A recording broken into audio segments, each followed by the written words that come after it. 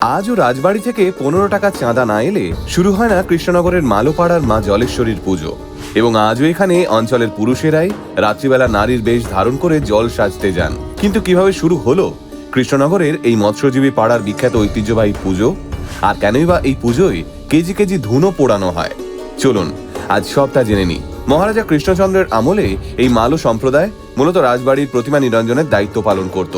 পরবর্তীকালে তারা রাজার কাছে নিজেদের পাড়ায় পুজো করার আর্জি জানান।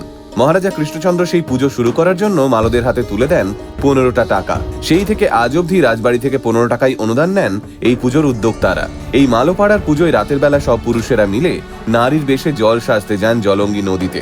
এটা মূলত ইংরেজ আমলে বাড়ির মহিলাদের নিরাপত্তার বিষয়ে চিন্তা করে শুরু হয়েছিল। আর কেজি কেজি ধুনো পোড়ানোর চল শুরু হয়েছিল যেবার থেকে মহারাজ কৃষ্ণচন্দ্র মালোপাড়ার পুজোয় আসা শুরু করলেন সেবার থেকে। মৎস্যজীবী পাড়ার মাছের আঁশটে গন্ধে মহারাজের শরীর আনচান, তা থেকে রেহাই দিতেই পোড়ানো হলো ধুনো। সেই ঐতিহ্য আজও রয়ে গেছে।